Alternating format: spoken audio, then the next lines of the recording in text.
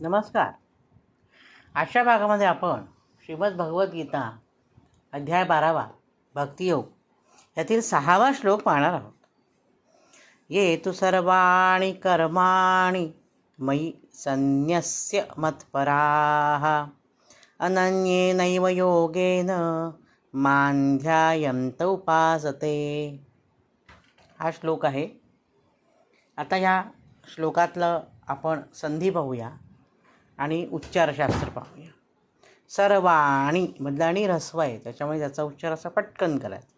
ये तु सर्वाणी कर्माणी मयी हे तिन्ही ऱ्हस्व आहेत, म्हणजे पहिले वेलांटी आहे म्हणून ते उच्चार असे पटकन करायचे. ये तु सर्वाणी कर्माणी मयी. आता पुढे आहे मत्पराः. रा आहे ना त्याच्यामध्ये शेवटी, म्हणजे मत्परः असा उच्चार नाही करायचा, मत्पराः असा उच्चार करायचा. पुढच्या चरणात आहे मां ध्यायन्त उपासते, म्हणजे मान नचा अर्धा उच्चार करायचा, माम मचा उच्चार करायचा नाही, मान असा उच्चार करायचा बरं का. आता आपण अर्थ पाहूया याचा. हे पार्थ हे अर्जुनाला उद्देशून म्हटलेलं आहे. पार्थ म्हणजे पृथेचा जो पुत्र, पृथा म्हणजे कोण, कुंतीचा जो पुत्र तो पृथा पुत्र म्हणून पार्थ. हे अर्जुना, हे पार्था, माझ्यामध्ये लीन असणारे जे भक्तजण संपूर्ण कर्मे मला अर्पण करतात आणि सगुणरूप अशा माझ्याच भक्तियोगाचं निरंतर चिंतन करीत असतात, माझ्याच ठिकाणी चित्त लावून असतात, त्यांचा मी उद्धार करतो, मृत्यूरूप संसार सागरातून उद्धार करतो, असं इथे भगवंतांनी म्हटलेलं आहे. म्हणजे काय? आता हा तुम्हाला कठीण जाईल कदाचित समजायला, सोपं करून सांगूया. आपण जेव्हा घरी स्वयंपाक करतो तेव्हा तो स्वयंपाक मला अर्पण करा असं भगवंत म्हणतोय बरं का. आता मला अर्पण करा म्हणजे भगवंताला काही भोजन मिळत नाही असं नाही आहे.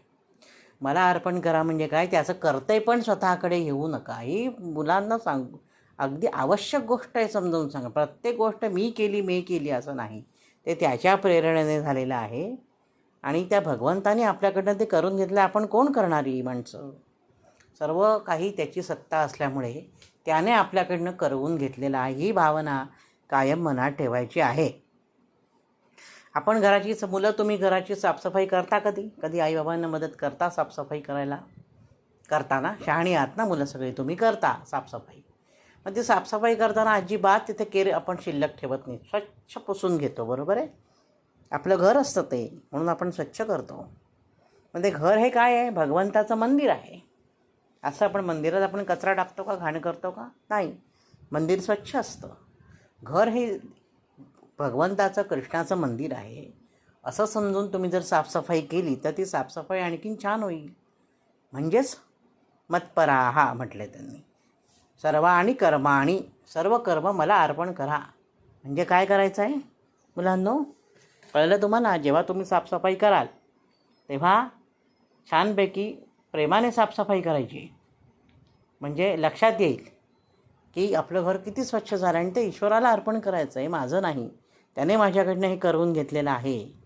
तोच काय, तो सर्व जगाचा त्राता आहे. किंवा आपण स्वयंपाक करताना सुद्धा कशासाठी स्वयंपाक करतो? भगवंतासाठी स्वयंपाक करतो. आपल्या घरच्या प्रियजनांसाठी. आपली आई कशासाठी स्वयंपाक करते? आपल्यासाठी स्वयंपाक करते ना, आपल्याला जेवण मिळावं म्हणून.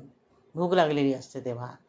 मग आईनेसुद्धा असा विचार केला पाहिजे की माझ्या मुलांसाठी करते, म्हणजे मी देवासाठी करते. हे स्वयंपाक करायचं जे कर्म आहे ते मी त्याला अर्पण करते भगवंताला.